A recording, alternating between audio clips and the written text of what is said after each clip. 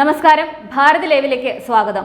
ലോക്സഭാ തെരഞ്ഞെടുപ്പിന് മുന്നോടിയായി ഉത്തരാഖണ്ഡിൽ നടന്ന പൊതുറാലിയെ അഭിസംബോധന ചെയ്ത് സംസാരിച്ച പ്രധാനമന്ത്രി നരേന്ദ്രമോദിയുടെ വാക്കുകൾ ശ്രദ്ധേയമാവുകയാണ്.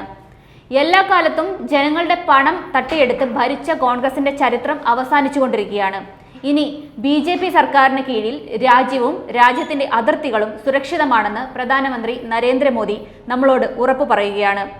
കോൺഗ്രസിന്റെ ഭരണകാലത്ത് അവർ ജനങ്ങളുടെ പണം അപഹരിക്കുമ്പോഴും മോദി സർക്കാരിന് കീഴിൽ ജനങ്ങളുടെ അക്കൗണ്ടിലേക്ക് നേരിട്ട് പണം എത്തുകയാണെന്നതാണ് വ്യത്യാസം. പ്രധാനമന്ത്രിയുടെ വാക്കുകൾ ഇപ്രകാരമായിരുന്നു: ഭീകരരെ അവരുടെ താവളങ്ങളിൽ ചെന്നാണ് ഇപ്പോൾ നമ്മുടെ സുരക്ഷാ സേന ഇല്ലാതാക്കുന്നത്. അതിനുള്ള അധികാരം അവർക്കിന്നുണ്ട്. രാജ്യത്തിന്റെ ഏതൊരു കോണിലും ദേശീയ സുരക്ഷ ഉറപ്പാക്കുന്ന ശക്തമായ ഗവൺമെന്റാണ് ഇന്ന് അധികാരത്തിലുള്ളത്.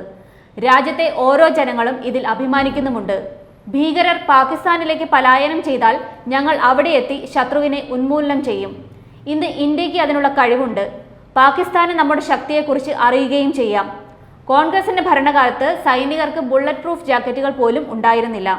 അത്തരത്തിൽ ശത്രുവിന്റെ വെടിയുണ്ടകളിൽ നിന്ന് അവരെ സംരക്ഷിക്കുന്നതിനുള്ള കവചം അവർക്ക് ലഭ്യമല്ലായിരുന്നു. അതുപോലെ ഈ സർക്കാർ ഏറ്റെടുത്ത ചരിത്രപരമായ ഒരു തീരുമാനമാണ് ആർട്ടിക്കിൾ 370 റദ്ദാക്കിയത്. ഇതിനു പുറമെ പാർലമെന്റിൽ സ്ത്രീകൾക്ക് 33% സംവരണവും ഏർപ്പെടുത്തി. മുന്നോക്ക വിഭാഗങ്ങളിൽ സാമ്പത്തികമായി പിന്നോക്കം നിൽക്കുന്നവർക്ക് 10% സംവരണം ഏർപ്പെടുത്തുകയുണ്ടായി. ഇതെല്ലാം ഈ സർക്കാരിന്റെ നേട്ടങ്ങളാണ്. കോൺഗ്രസ് എക്കാലത്തും ജനങ്ങളുടെ പണം തട്ടിയെടുത്ത് ഭരിക്കാനാണ് ശ്രമിച്ചിട്ടുള്ളത്. ഇടനിലക്കാർ പണം തട്ടിയെടുക്കുന്നതിനെതിരെ വ്യാപകമായ പരാതികൾ ഉയർന്നിരുന്നു. എന്നാൽ ഇന്ന് ജനങ്ങളുടെ അക്കൗണ്ടിലേക്ക് നേരിട്ടാണ് പണം എത്തുന്നത്. ഹിന്ദു വിശ്വാസങ്ങളെ ഉൾപ്പെടെ ചോദ്യം ചെയ്തുള്ള നിലപാടുകളാണ് പലപ്പോഴും കോൺഗ്രസ് സ്വീകരിക്കുന്നതും. കോൺഗ്രസ് ഭഗവാൻ ശ്രീരാമന്റെ അസ്തിത്വത്തെ ചോദ്യം ചെയ്തു. രാമക്ഷേത്ര നിർമ്മാണം എതിർത്തു. ക്ഷേത്രം ഉയരുന്നതിനെതിരെ പല രീതിയിൽ തടസ്സങ്ങൾ സൃഷ്ടിക്കാൻ ശ്രമിച്ചു.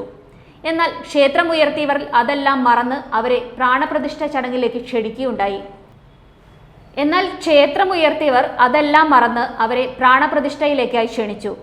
എന്നാൽ കോൺഗ്രസ് ഈ ക്ഷണം ബഹിഷ്കരിച്ചുകൊണ്ട് അവരെ അപമാനിക്കാനാണ് ശ്രമിച്ചതെന്നും പ്രധാനമന്ത്രി പ്രസംഗത്തിൽ പറയുകയുണ്ടായി.